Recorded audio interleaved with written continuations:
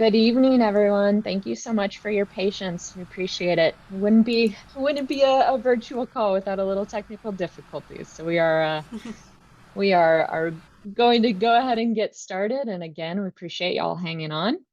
My name is Danielle Smith, and I am the chair-elect for this year for WiA Austin.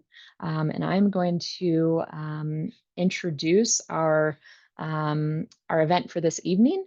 It is part of the Women in Architecture AIA Austin and AIA El Paso College Salon Series of 2025. This evening, we are covering the topic, Done with School, Now What? Let me share my screen. This evening, I will be your introductory chair.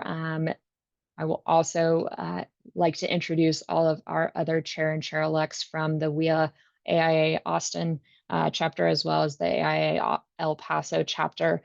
So first, Alexandra Chavez is not with us this evening, not just yet at least. She is the WiA Austin chair for 2025. And then you have myself, the chair-elect for 2025.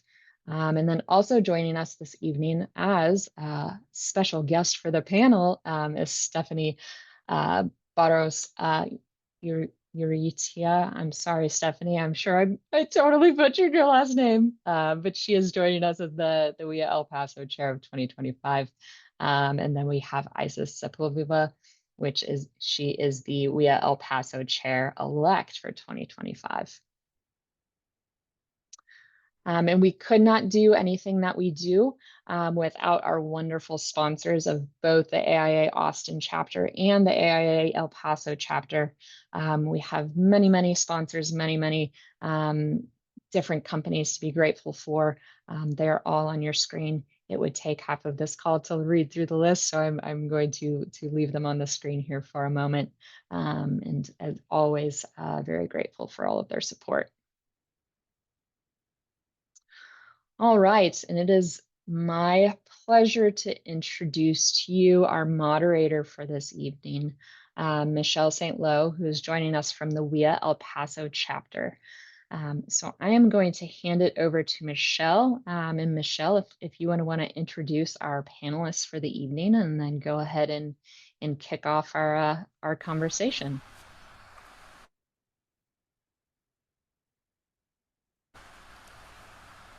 All right. Can you guys hear me? Yes, we can hear you. Um, Hold on. I'm so sorry. Okay, well, hi. My name is Michelle St. Lo. Um, I am a student at Texas Tech El Paso. Uh, this is my third year. So we will get started the questions with Done with School.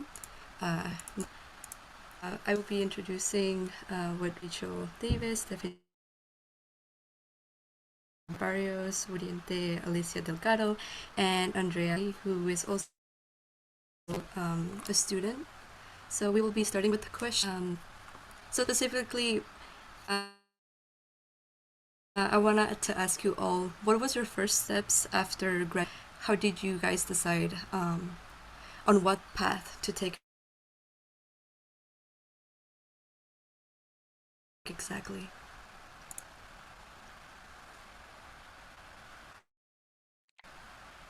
If you want, I can start answering the question. For me,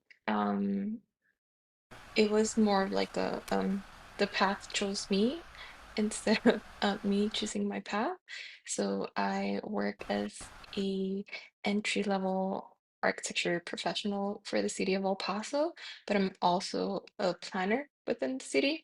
Um, it's kind of like a two-in-one, my position. And I would say the path chose me as opposed to me choosing the path, um, because well, I applied for the city of El Paso um, for a different position. And then, once I was working with the city, that's when I um, applied for my current position.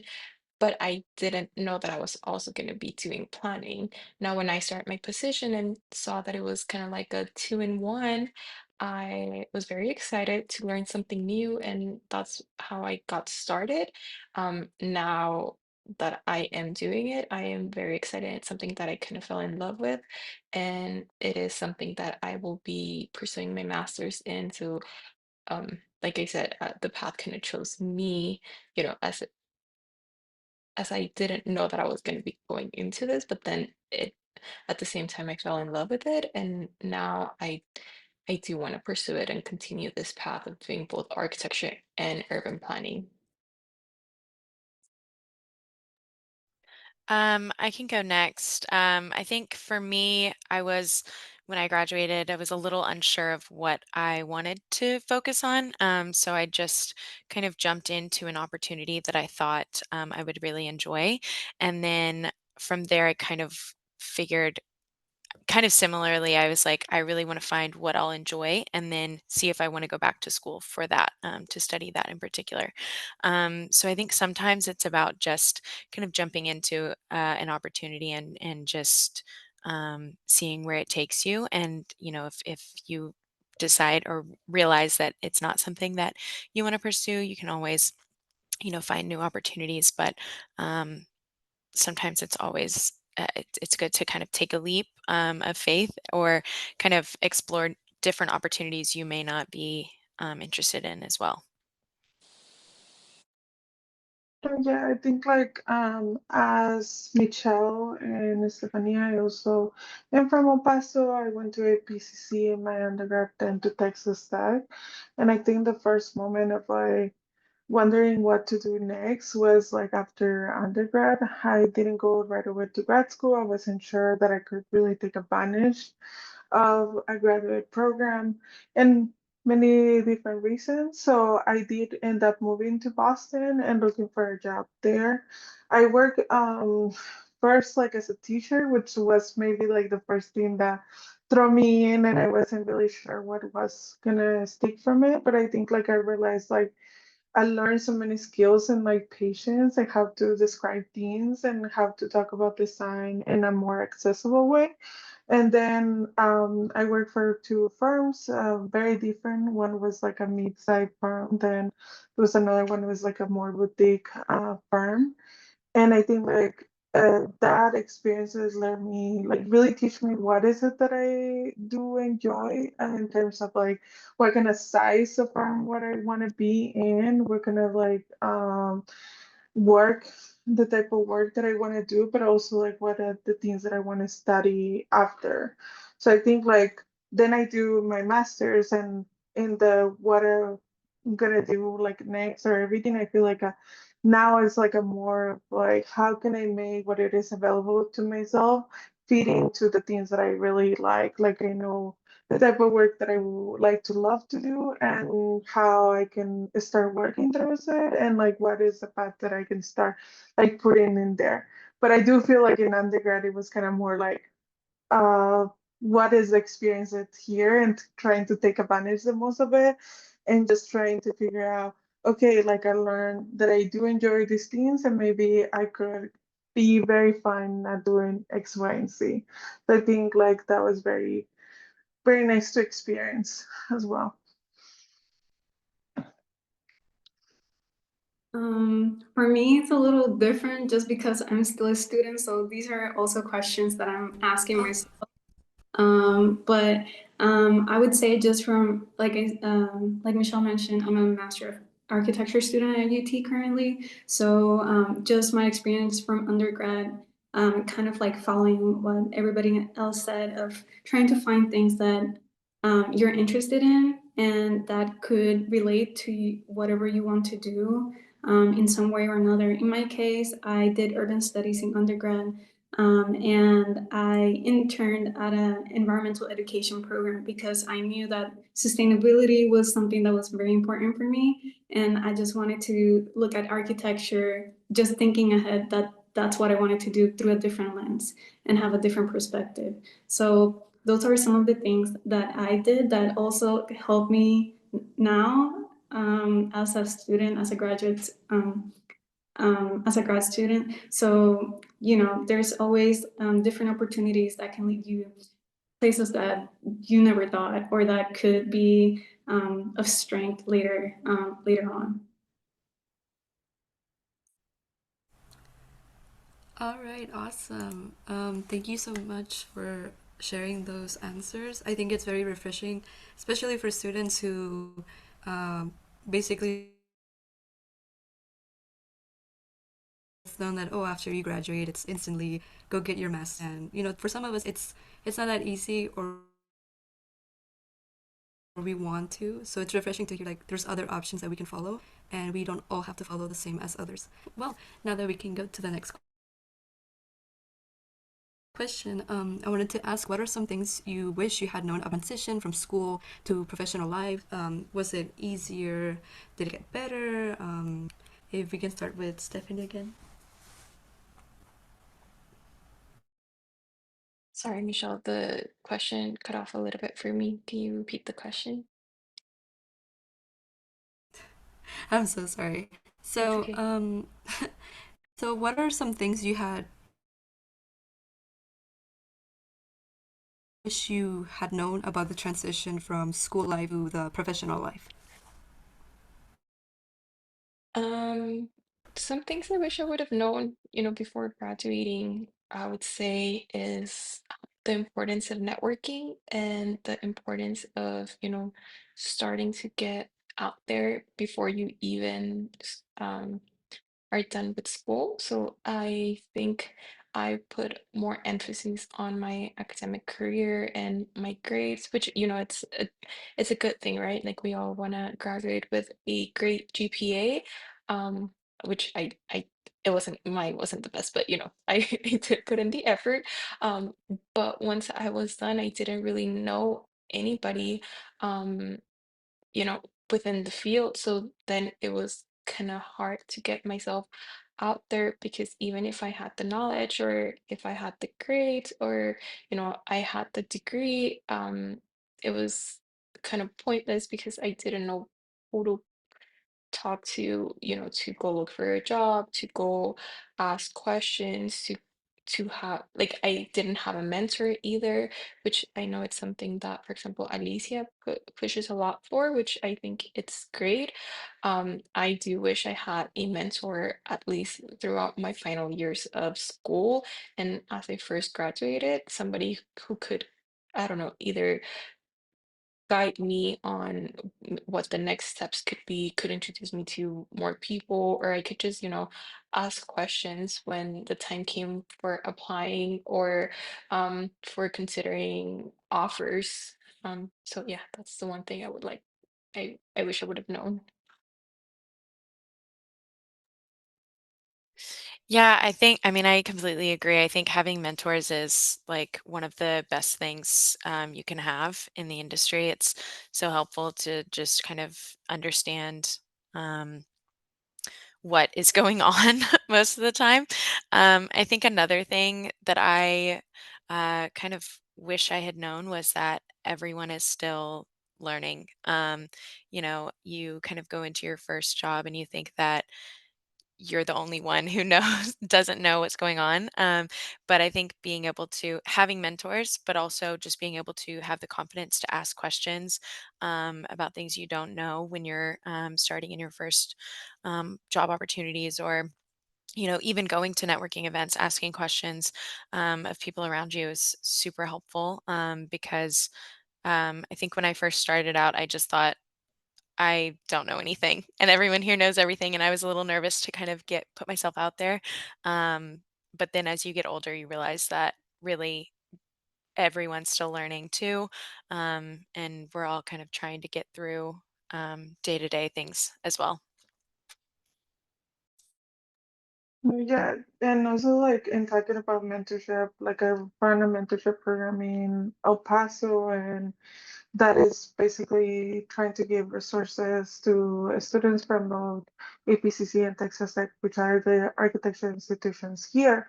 But maybe the reason why that became a thing was because, while I did have amazing mentors in my undergrad, going to move to Boston made me realize that those connections go that far. Um, in the sense of like I got interviews and it was great, but then I was like, we don't know so much about your institution. We maybe not don't know so much about your references. So what I started to do was like going to the Boston Society of Architects events, like trying to talk to people and like trying to talk to those who maybe come also from my own context and maybe understand like I'm a Latinx woman, so like I think like having that connection was like great and made me realize how much needed it is as well. I feel like maybe a Oh, plug is that please just leave it there. oh, maybe like a just like a quick plug would be that there is like even right now like WiA, AIA, or other like programs that offer within like outside institutions like a lot of events that you can go to that they're free, that you can get to know people that maybe are doing similar things and like Rachel say like we're all kind of like in the same place trying to answer each other's questions. And like, yeah, remember that you do have the institution. In your institution, you have professors, you have resources that they're great. So I think like starting by sharing to your instructors, like your interests can open doors that you don't even know. And as like you start to asking yourself questions that you haven't asked before.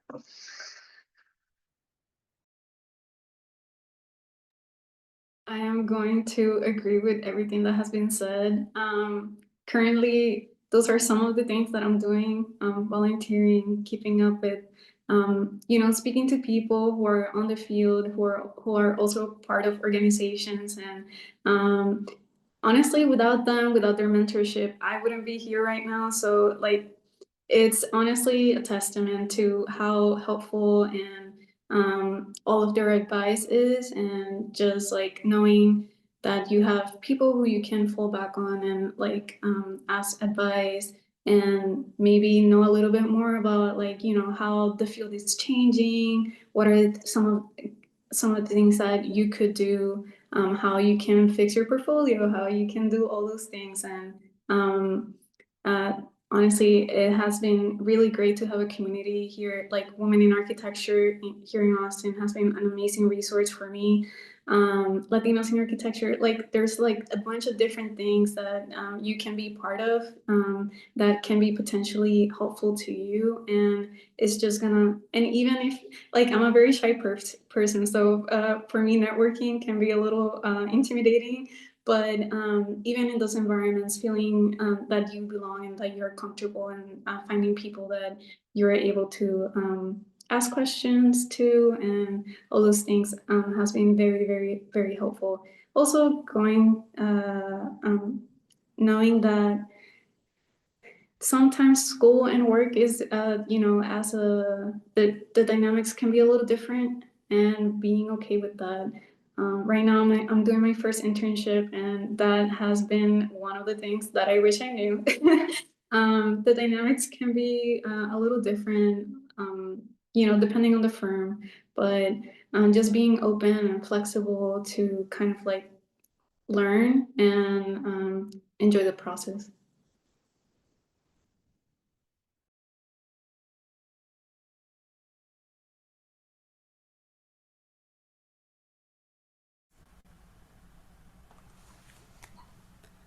All right, awesome. Was that all of us?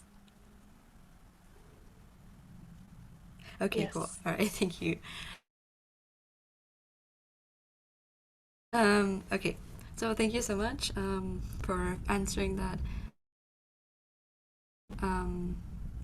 Personally, I'm a little scared as a student to hear the transition of how different it's gonna be, specifically those who went to Texas Tech from El Paso community to Texas Tech, and that transition, and then have transition again. It's a little scary, but it's amazing how we, regardless of the age, still have to keep learning in this career, which is something I really like. So So going on to the next question, how did your expectations graduation life compare to reality?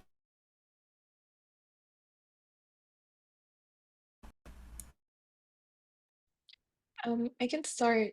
So my expectations of post-graduation life, I don't know how they would really compare to reality because I don't think I knew what to expect. And I think that is probably one of the things that I also would suggest, that we all, or for students to kind of start dipping their toes into, through internships or just volunteering, um, or mainly internships, right? So they can start dipping their toes into the professional world.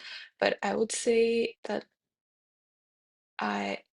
we need to learn how to be patient and know that we if we're starting out, we don't know everything, and people understand that when you first start out, you don't know everything, like you have all this knowledge from school, but it's not necessarily the same as in the real world. So just being patient with yourself, giving yourself grace, and mm, um knowing that you're not gonna start, as or knowing everything, because it's normal not to know everything, right? That's, you know we all go through this. Even the more seasoned architects have gone through it at some point. So just being, giving yourself grace, I think that is one thing that I would suggest.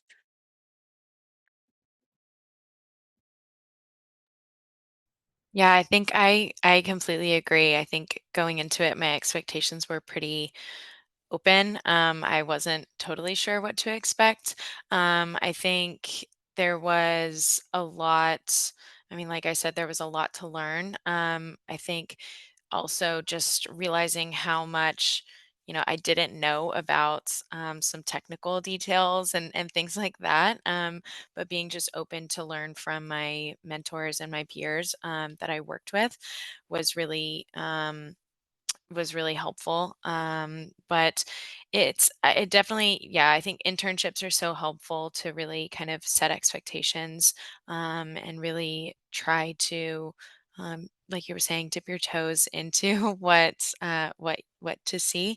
I think also getting involved can really help, especially if you're currently in school and getting involved, going to like WiA or AIA events is very helpful because you can talk to older, um, architects who have been in the industry and they can kind of help you get your footing when you're starting out as well.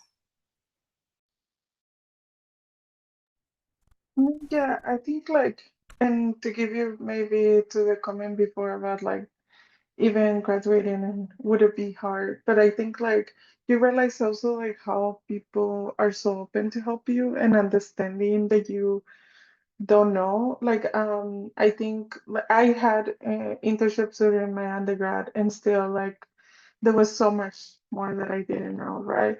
And you graduate and you like start going to another firm, and even like just changing from one firm to another one, that like, there is some transition, right? Like I think um there's always transition, but there's always like people who hire you and understand that you have this certain knowledge and we're here to support you. And also it's like thinking like, oh, a firm that maybe like if you would like mentorship, maybe you look for a firm that also looks for mentorship, or that the people that work there also are part of the AIA or are part of like organization within their community, or they also teach. And that way, like you can also see like someone who is much more open to mentorship, or that you start finding like that area. But I think like in terms of expectation, there's always going to be something new.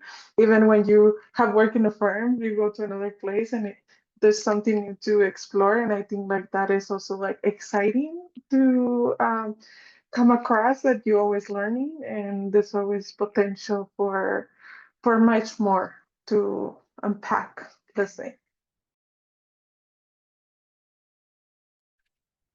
I also agree with everything that was said. I mean, Right now, like I said, I'm doing an internship right now, and it's just so nice to know that, sometimes what you learn in school, it's like much more academic and, not as technical, and maybe the softwares that they're using might not be the ones that you learned in school, which also happens. And it varies from firm to firm. So just like knowing that you can ask questions, I have, and like everybody has said, like everybody's learning, and as you learn, others are learning as well. So it's just that exchange of knowledge that really makes the dynamic within a firm really amazing, and even in school as well. So just being open-minded and being like flexible, open to learning, and like knowing that you don't know everything, and that's okay. Um, Can I just make a comment in regards to the software? I thought yeah, it was really funny that yeah, we all kind of like agree in yes, unison. Because I mean, I don't know where you go to school, but at least here in El Paso, we all use Rhino all throughout school. yes, But I know once you start at a firm, they never like nobody uses Rhino. They all use Revit, and it's exactly. so it. I guess that is the one expectation that it's like we learn Rhino and we basically can do Rhino in in our sleep, and then we go into the professional world and it's like, oh well, now you gotta use Revit. Yeah, yeah. And in those moments, you really have to be very patient with yourself, because Yes. you feel very slow and you feel like you're setting everything behind. But it's okay because, I mean, they know uh, that most schools don't teach these stuff. And if you do know, some things are, very basic. And that's okay. And that's okay. Right. All right, ladies. Thank you so much for answering that. It is true. We only know right now. I am currently learning Revit, and I am hating it so far. But it's a start. It's a start. uh, let's go for the next question. Um, so, have you ever turned down an offer? And if you did, what did you learn from that experience? Um, I can start. So when I was when I first started, with my current organization with the city, I got an offer. So basically I got two offers, one for the city and one for a private firm.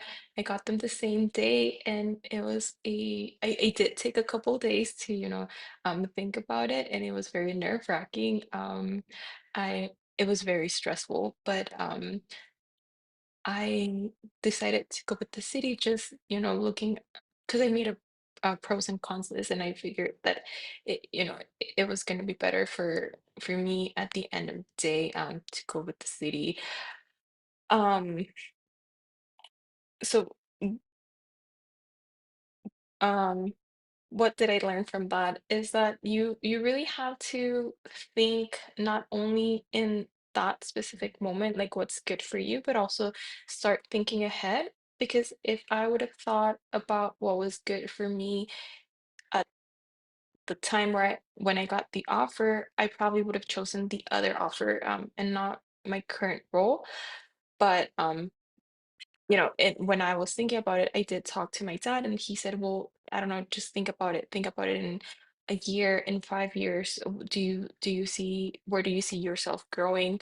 Where do you see more opportunities? Where, maybe the offer that you're getting with the city is not better right now, but think about it maybe in 3 years, it would be better. And with the private firm, there might not be that much room to grow. And then also, like, what do you think you want to do? Like, where do you want your career going?" And I really had to think about that and kind of sit down and make a list of goals, and kind of like like try to look into the future, right? Because we also never know, but we can try to plan for the future. And that's why I decided to go with my current or with the organization that I am with now. And I'm really glad that I did, because otherwise I wouldn't have learned this other passion of mine. And kind of where I want to take my career now, which is, urban design, urban planning, and architecture. And I feel like now um, I have grown more than if I would have taken the other position. And also like I um just found this other passion, like or my true passion, that it's something I wouldn't have gotten if I would have gone with the other offer. I agree with that. And I think like finding somewhere that shares the same values as you and that you really um, feel like you're going to get what you are hoping for.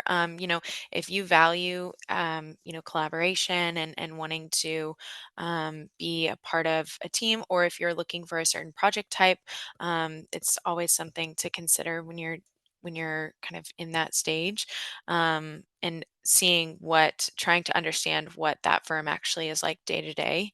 I think another thing that you can learn from it, that I've learned from it, is how to be like when you are turning down an offer, how to be direct about why you're turning down that offer and what you're looking for, but then also doing it in a way where you're not burning bridges.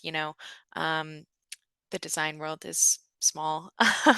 And so like making sure that you're keeping um, good connections and not, you never know what could happen in the future. You might be looking for another opportunity at some point, and um, that connection is still there. So learning how to voice your needs, but also doing it in a way where you're not cutting off connections that you can have for a long time.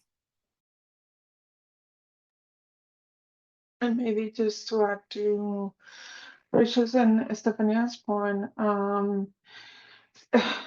I think like what I have learned the most is like how to communicate through email, which is its own language.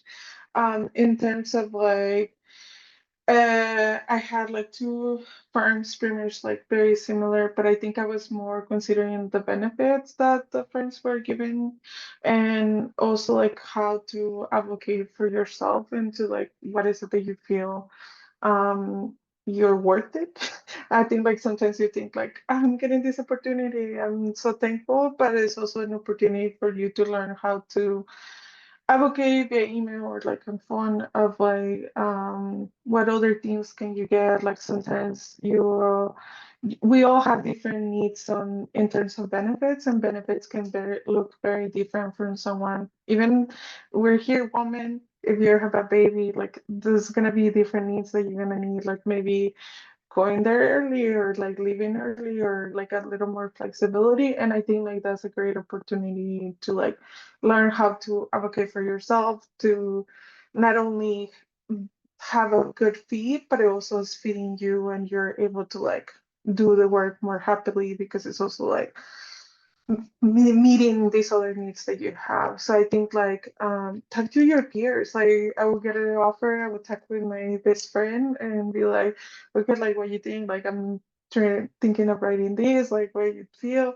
And I think like it's a good opportunity to like if you don't have that skill to get that skill and like advocating what is like that you're looking for, like what is it that will feed those needs that you have, and that will serve you for the rest of your career.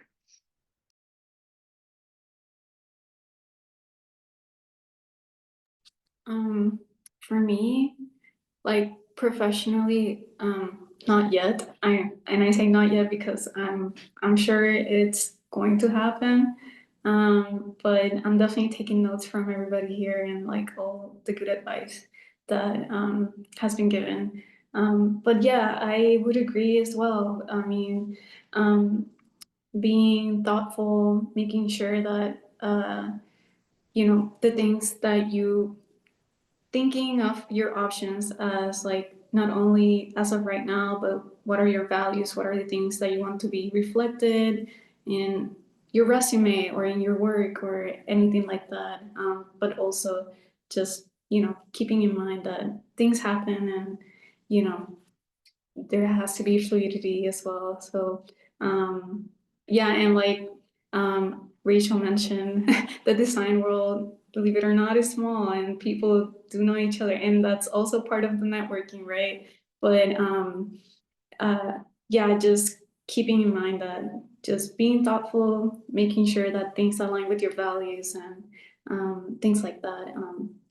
And that should be very helpful.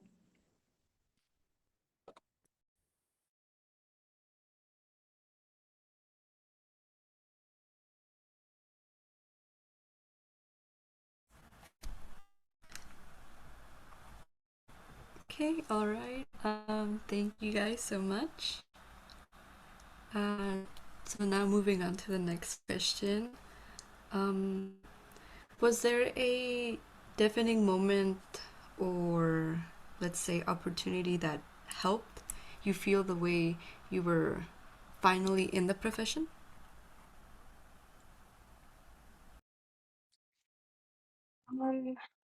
For me, well, sometimes I still don't feel like I'm in the profession or that I am, like somebody that people will start looking up to. But I would say like what made me feel like I was, a professional is when I talked, for example, with you, Michelle, or with the other students, and they asked me questions about like like how do you get or how do I get, to where you are? Or they start asking for advice, and I'm like, oh, that's right. Now I'm the professional.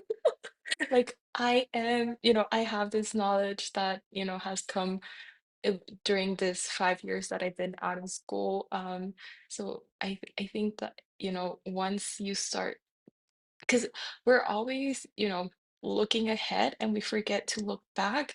But it's those small moments when people ask me questions because of what I have gone through or what I've lived, that I'm like, oh, that's right. Like I have come this far, that, I have learned all these things that I didn't know when I first graduated or when I first started school. Like I'm no longer, that young or that green.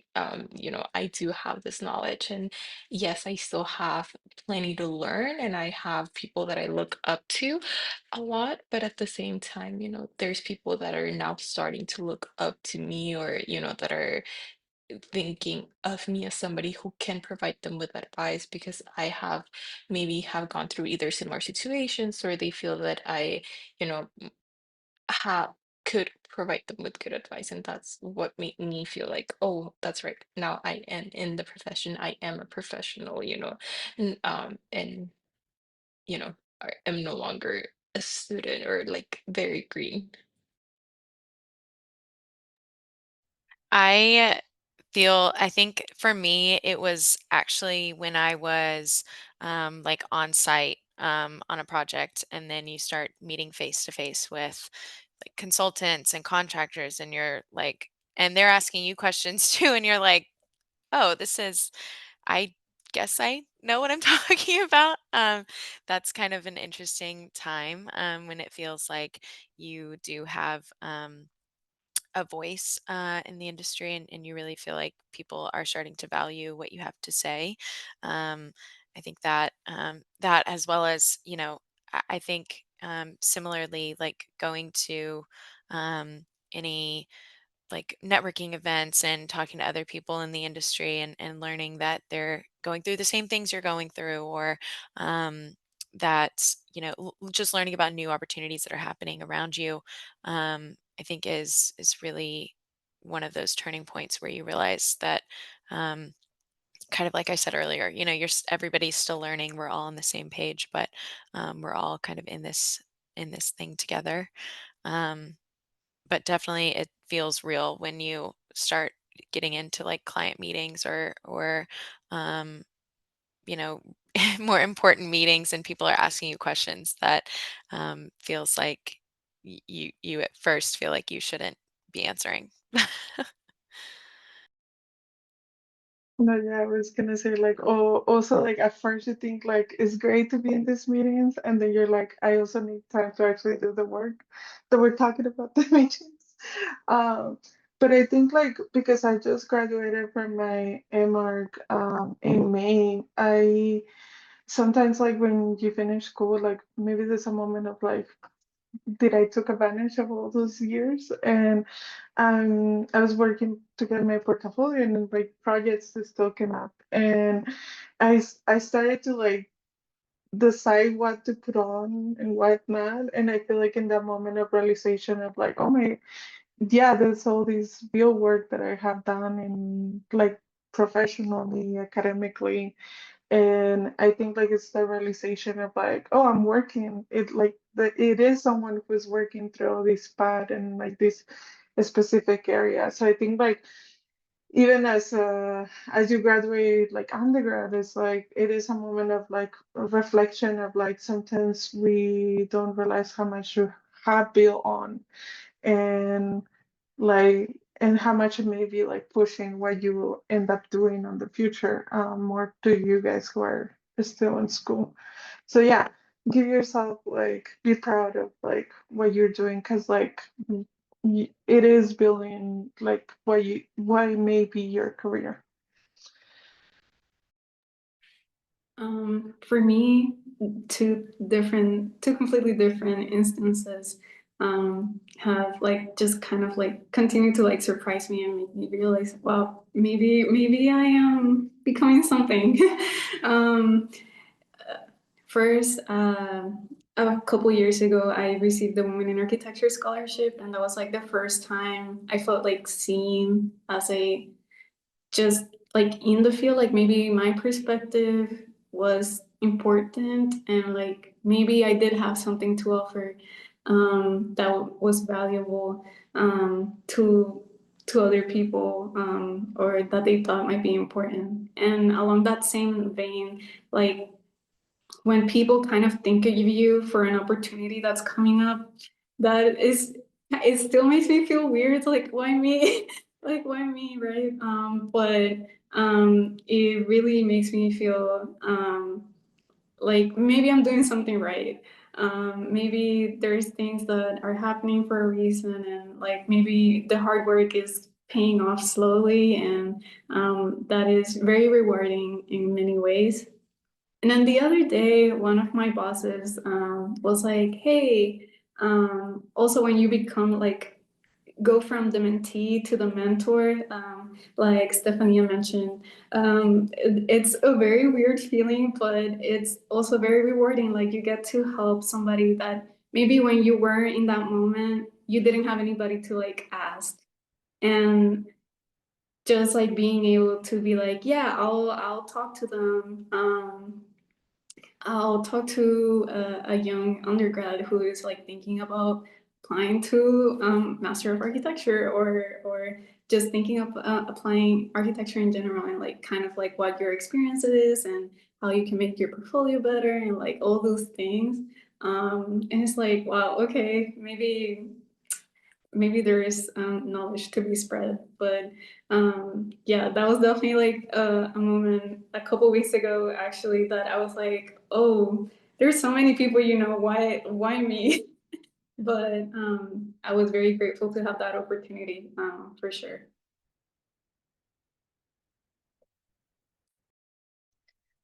Michelle, I wanted to jump in real quick with eyes on the clock. We've got time for about one or two more questions before we jump to Q&A. Okay. Thank you guys so much. Let's go with the next questions that we have. So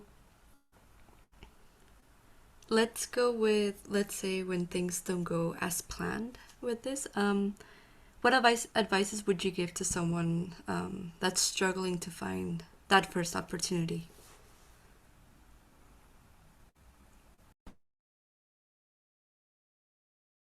Um, I think the or advice for somebody who's struggling to find that first opportunity is to not give up and don't like, just to be patient, um, and kind of take a step back and see what you can do, maybe, or see what you're doing wrong, and then how you can fix that. Um, for example, for me, it was weird because I was struggling to find that first opportunity, and then all of a sudden I got two offers. So clearly I was doing something right. But I think during that time where I was, struggling to find my first opportunity, I was very discouraged, and I kept putting myself down, and I just kept saying like, well, maybe I didn't network enough, or maybe I don't have as good as a portfolio, or like I guess I was just like not believing in myself and kind of starting to doubt myself, which wasn't helpful, right? Like all that was doing was putting myself down, which was really showing in the my application and the kind of work that I was putting out there, and then just like in my overall self-esteem. So I would say just be patient, also understand what could be happening at the time and why you might not be getting that first offer. For example, for me, I graduated in 2020, height of the pandemic, which is pretty much why I was not getting opportunities. Because if we're being honest, nobody was hiring because there was there was a pandemic, and every there was all this uncertainty, so nobody wanted to make that step of hiring people where they when they didn't even know if they even had to lay off people, right? So um for me, it was that moment of like having to take a step back and say, well, okay, it's not me, it's the state of the world, the market and what's going on around. And I just have to be patient. And then once I stopped doubting myself, and I um, just kept trying, that's when I got both offers. And it was like, I knew it wasn't me. It's just what's happening at the time. So, yeah. I completely agree. I think too, sometimes, for whatever reason, I'm a firm believer in things happen for a reason. I think that you just have to keep trying, keep putting yourself out there. If you're applying and things aren't seem tending to work out, try to go to events, try to, meet people by networking, which of course is scary, but, everyone else there is feeling the same nerves that you're feeling, and you never know who you're going to meet. Um, I also think like reaching out to your peers, your, um, classmates, any, professors, anyone that any mentors that, reach out, see what opportunities are out there. Word of mouth is always great as well. And I think, just keeping going, keeping trying, no matter how, you're feeling, I think is always gonna work out eventually. You're gonna find the right opportunity and things are gonna move forward. It's just all about having that kind of tenacity, like Stephanie was saying, like really just keeping trying, which is really difficult, really hard. But like she was saying, the right opportunity is gonna come, and um, and you'll feel confident in making the right choice then too, because you'll know that you've seen other opportunities. The more you interview, the better you'll interview. So just keeping going is always something will work out. No, yeah, I think like I mentioned that I was teaching, and I think like I realized like how, because I love to teach. I feel like partially I was like, yes, this is my opportunity to maybe be doing that. I think also the assignment has such a big scheme of things that you can do, and it's also an opportunity to like, I mean, there are people in filmmaking and graphic design, and there's like all their areas that you can tap on. But also like, I mean, the initiative that I run in Border, like that came out of that time, like that, like sometimes like it is like in those pauses, let's say, that you are able to like give yourself some grace to explore things that you were not had before, or questions that you had and hadn't answered to you. So it's like also like take it as like an opportunity to find something about yourself, as like you're working on your materials, and I do think like as Rachel mentioned as well, is like networking is great, like because you never know, maybe like not today, but in 3 months someone's gonna be like, hey, I remember you mentioned this, like let's talk about it.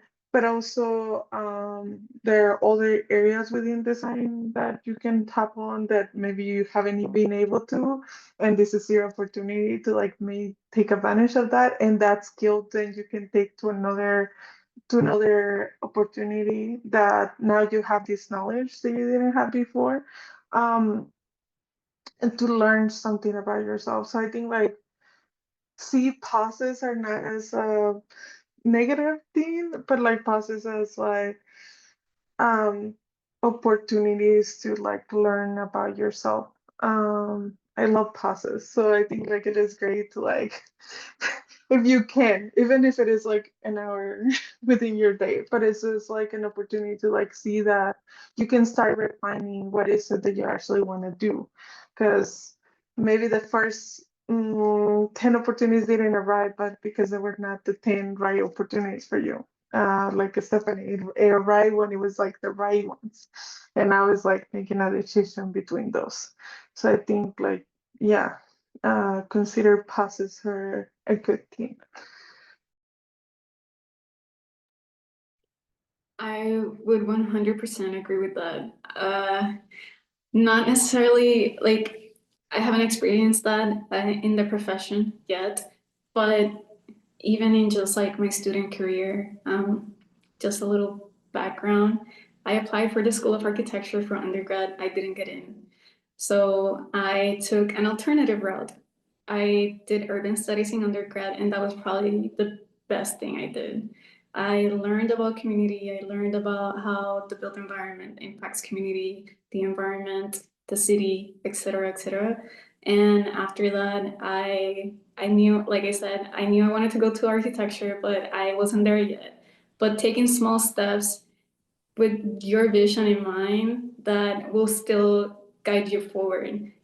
A step is a step moving, like you're still moving in the right direction. So even if it's something that it's interest, but it overlaps with whatever you want to do, I say take that chance. Even if it's not what you want just yet, you're still moving, and that's still gonna get you somewhere. And like I said, after undergrad or in my final year of undergrad, I did environmental education, which was another great experience. And they're like, okay, what are you interested in? And I'm like, well, you guys deal with water, but I am very interested in how the built environment impacts the natural environment. And they were like, actually, we have green stormwater infrastructure. So I was basically in charge of that part of programming, and I knew exactly how to build rain gardens and how to like implement that to my buildings. And then when moving forward, a year after that, applying to grad school, getting into UT, and then as a designer, as a student, right? You get to experiment, and then you're like, okay, what am I interested in? Well, I'm interested in the environment. I'm interested in community. How can I reflect that on every project that I have, and you slowly implement that? So like everything that, even though I thought it was inconvenient at the time, and I was very upset by those things that I thought were setting me back, they were not. They were not. They were really blessings in disguise. And even after graduation, like, I know many of my peers who graduated in May are struggling to find jobs. And, it's hard right now. So just preparing yourself for, again, like the reality of the world at the moment. But knowing that there are still other things that can still like help you still help you keep moving, even if what you get is not exactly what you want just yet.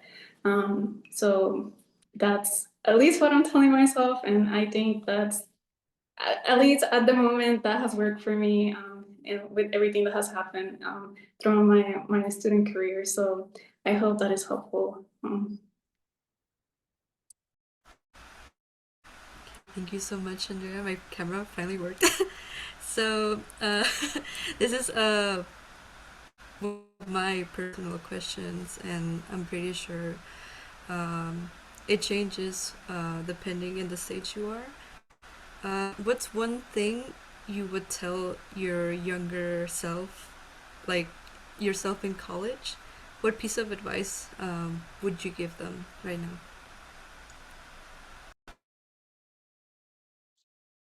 I'll let somebody else go first for this one. I'll go. I would tell myself to be more vocal.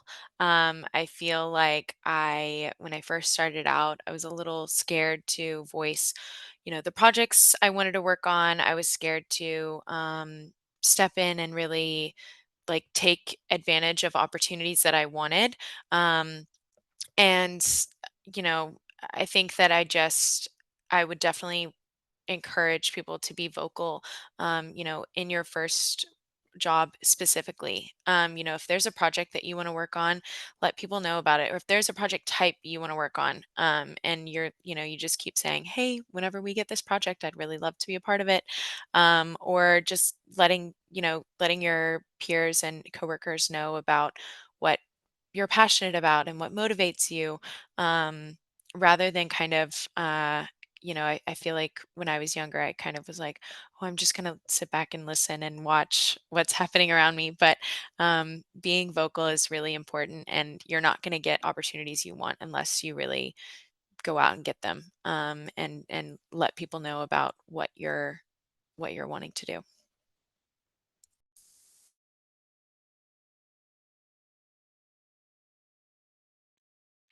Yeah, I think I would probably give myself the same advice, and also that you'll never stop learning.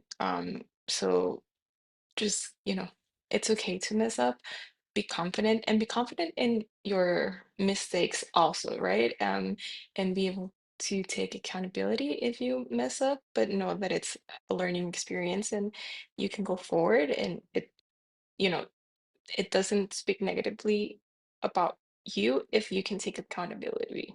Um, and just, like Rachel was saying, be vocal because you are your biggest supporter, and you have to advocate for yourself.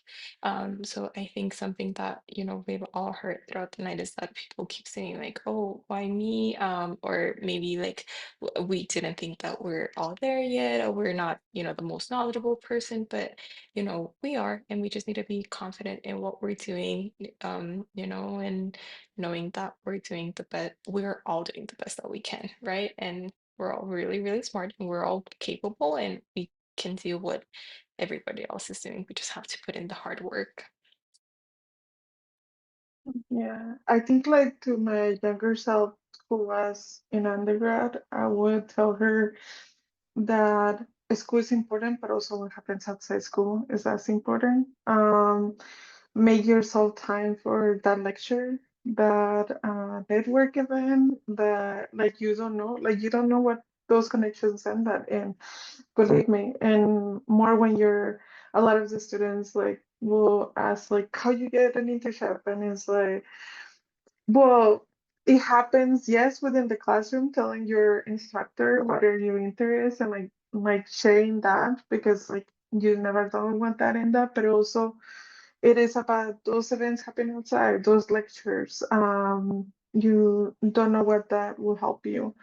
And I think like in my master's, like what I will say to her was like, uh, thank you for taking the time to like really focus on like what you wanted to take advantage of. Like I went to MIT and I was like, how can I make the most with these resources? We don't realize how much resources, even like the free books that we get, the events, the people that comes to these institutions, and so like I think like take advantage of that, like of everything that your institution gives to you, to those who are in school, and do share what you're interested in to everyone because you don't never know. And do go to all the network events as much as possible that you can. Yeah, I agree. I mean,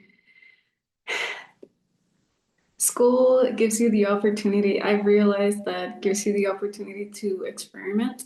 So you might as well experiment in stuff that you're really interested in. Because I mean, after school, you might be working for somebody else. Hopefully, maybe if the goal is working for yourself later on, that's great. And you get to work on stuff that interests you. But right after school, you're probably going to be working for somebody else and you might not get to do what you want for a while. So, and that's okay. But just knowing that there's like there's people out there who are willing to help you and just like Rachel said, be vocal, tell everybody what you're interested about, um, what your values are, how you carry yourself is very important, and just like shows people your integrity and like and stuff about you that you might not think it's important, but people do notice, and um, that could also help you about any to gain a career or etc. I think I would also tell myself to be patient. Sometimes things don't work out, like I said, like I shared earlier. But just take that time to reflect and still keep moving, but use that to your advantage, and that may give you a different perspective from anybody else, and that could give you an opportunity you've always wanted, but you didn't know. So that's what I would tell myself.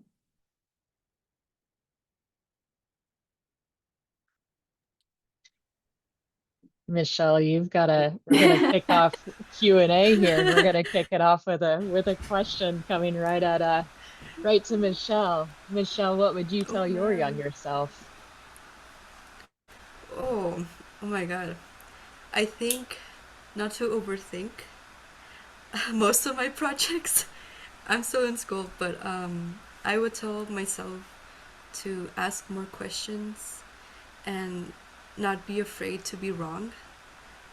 I think I can speak for most of my peers that we're afraid to make mistakes, to be wrong, because we want everything to be perfect. As architect students, we're perfectionists, and it's a curse, sadly. So I would say to not overthink my project. It might not be the best, but I'm learning, and that's all that matters. And to be comfortable making mistakes, and in this field, to accept, I guess, not rejection, but the feeling of like not failure, but doing something wrong, because doing something wrong is the first step of being very good at something. So I would tell that to not my younger self, maybe like my younger self 2 years ago when I started. But yeah, that's what I would say. I love that. That's so powerful, and such a reminder of that's the only way we get better at doing anything is trying and failing, and it's how we pick ourselves back up versus, how hard we fall. So I love that. That is a great first answer to our Q&A session. So with that, we've got one question in the chat, and I would encourage anyone listening in to either drop a question in the chat, or if you want, go ahead and raise your hand. And if you'd want to unmute yourself and ask the question, we can absolutely do that as well. So I'm going to read the first question from the chat here.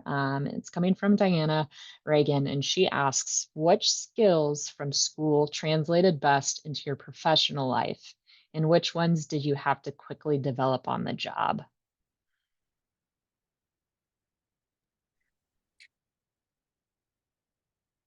Go for it, Alicia. We're both like looking at each other. I mean, I think like the one that you had to quickly develop is the Revit skills for sure. I myself had learned CAD in undergrad, so like I had to learn Revit, and believe me, I was like quick. It's like you need to get there. And I feel like that to say that it's not hard, you will get there. And in terms of like the skills that I got from school is like I do a lot of like textile making. I do tufting and textile models. So I think like that I then got an opportunity that got hired to Borderless, which I am a collaborator with, to like then design their website. So like sometimes like as Andrea had mentioned before, like you do get called by some specific things that you do, but also like in terms of my like much more like soft skills, like time management is the one that I like was able to finally skill it out in my master's. And I feel like that's the best thing that you can do in professional life. More like when I was working in a small boutique and I had like 6, 8 projects and they're all different skills. So like I think at that point you need to really be good at your time management of how many hours you're putting because you need to bill a certain amount of hours and the budget and all that stuff. So I think like know that some of the things that you are learning as like making can be something that you can explore in like professional life, but also some soft skills can also be translated to there. I was gonna say presenting. So I remember the very first time I was gonna present my very first studio project. I was so nervous about talking in public. I actually broke up in hives, and it was so bad that my professor told me, "Can you look really bad, so you need to go home, but can you present really quick and then you can go home?"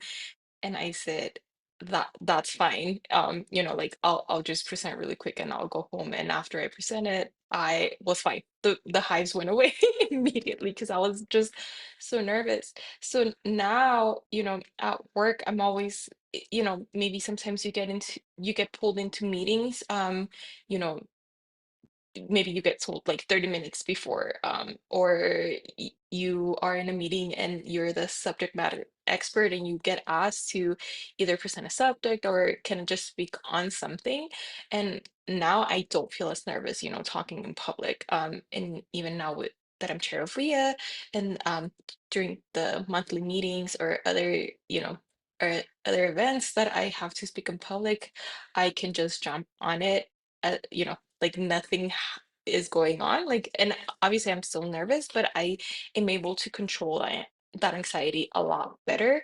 And people are always asking me, how are you able to speak in public like that? And I just always remember that very first time I presented.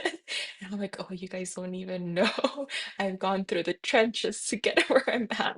So I think that's one skill, that maybe we're all very nervous about when we first started school, but it's a very valuable skill, being able to talk to people, to talk in public.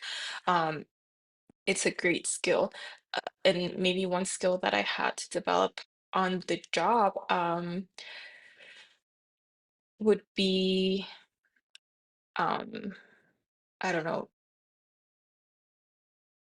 taking feedback. Because we do take feedback while we're in school, but I think we're used to like I think once we get to know our professors, we almost know what they're gonna say about the project before they even say it, right? And we kind of like develop this like wall, or like we get this like tough skin, but that never stops. And I guess I always thought that after school it would stop, but clients can be even more ruthless than your professors everywhere. Or in my job that I deal, my clients are the public, they can be even worse. And just having to take that feedback without a straight face and understanding that it's not personal ever, it because we do tend to pour our heart into the projects, and sometimes we think about them as an extension of ourselves, but just understanding that it never is, and just, learning how to take feedback was maybe one skill that I had to learn while on the job.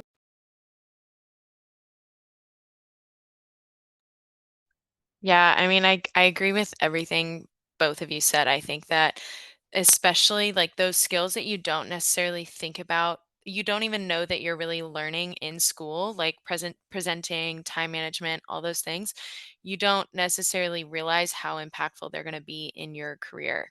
And so those are really helpful, like good things that help you kind of move forward. And also kind of like being able to talk through your design process, and how you got to this conclusion, or how you got to the reasoning of why you did something a certain way.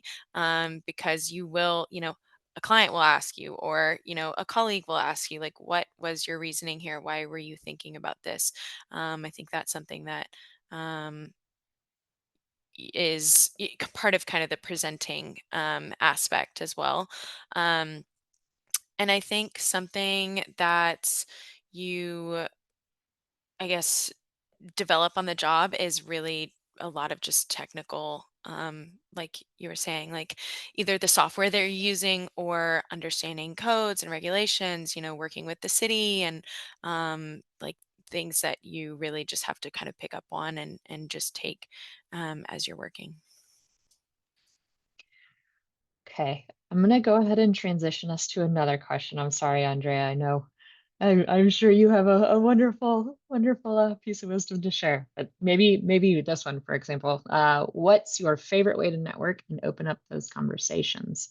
And I'll add to that a little bit. Maybe tell us, how did you establish a mentor? What does that conversation look like? All right. Thank you for the question.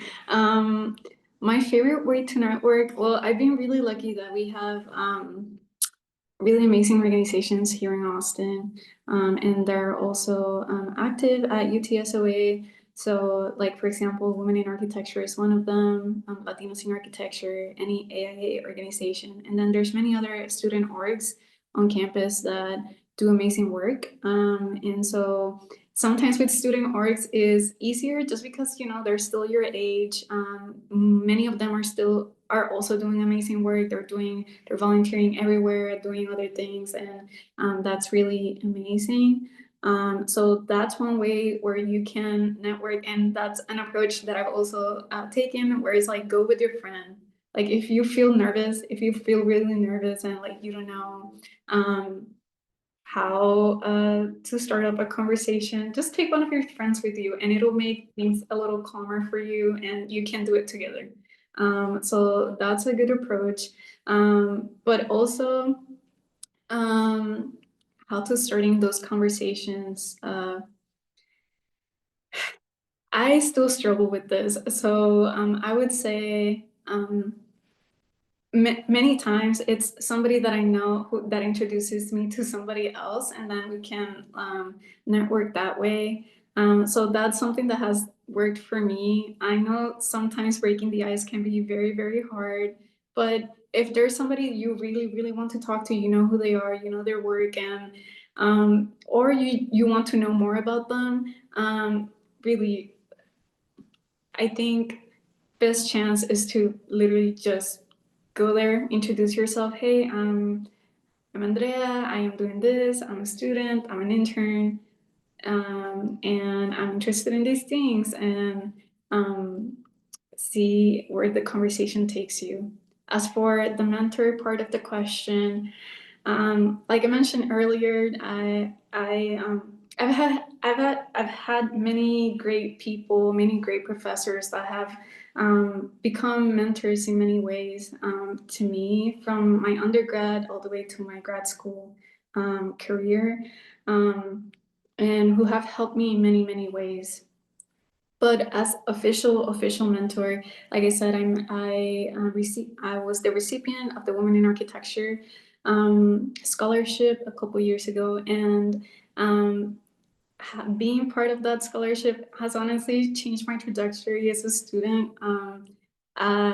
One of the things that they offered, which I didn't know at the moment that I applied, was being paired with a mentor. But in reality, I didn't only just get a mentor, I got a bunch of people who are my mentors. And Alexandra Chavez, who is in this call, is also, I consider her one of my mentors. Thank you, Alexandra, for everything. So shout out to her. But yeah, I think as for mentors, consider your professors your mentors. Sometimes professors, and this has happened to me, see more potential in you than you think that you have, and they are really amazing resources. So don't be afraid to like also consider them part of your networking. And oh my God, I'm so sorry. I'm in a time. Yeah, okay. There we go. Sorry. But yeah, that's how I would answer that question. Amazing. Thank you so much. And I think we could continue this conversation all night. I'm very inspired by everything y'all have said. But for the sake of time, we must wrap this up. So um, I'm going to go ahead and close us out. Thank you so much for to our panelists and to Michelle. You did a phenomenal job. I hope everyone's as inspired as I am by the information and the answers y'all have given this evening. Did want to let everyone know that tomorrow night is the last of our 3 virtual events. Tomorrow night's topic is speaking up without burning out, which I think all of us can use continual reminders of how to do this efficiently. So I think I would recommend everyone jump on for that one. And then Thursday night, November 13th at 5:30, if you are in the Austin area, WiA Austin will have a happy hour at Farmhouse Stone. And November 14th, WiA El Paso will have a firm crawl and happy hour. Stephanie, I don't know if you want to give any further detail on your the November 14th event. Yeah, so it's an event that we usually do every year, but for all the architecture students in El Paso, we are going to have once again our firm crawl on Friday, November 14th from 9 to 1. You'll have the opportunity to visit 3 different firms, and then we'll have a little networking event right after. If you're interested and want to sign up, go to our Instagram. We have the link there, and we have more information there. And yeah, I hope to see all of the students there. Amazing. That sounds like a great time. I wish I could jump over to El Paso for that. Okay, and then last but not least, and I think Andrea, you are a spokesperson for this. This evening, the WiA Austin Scholar Program, the Donna D. Carter Scholar Program, the applications for the 2026, they are open as of this week, and they will be due January 26, 2026. So we highly recommend, if you are a student and you're at UT School of Architecture, apply. If you know someone who it would be a great applicant, encourage them to apply. Additionally, WiA El Paso, Stephanie, you want to talk about this one as well? Yeah, so this year it was the first year that we had our WiA El Paso Scholarship in memory of Mabel Welch.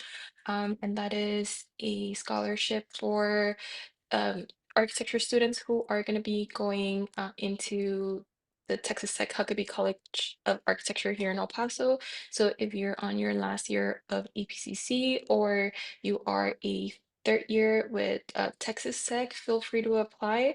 The applications are due sometime in March. The school is the one that sets the deadline, but please visit the QR code for more information, and we'll post on our Instagram once we have the deadline for next year, and hopefully, all the students can apply.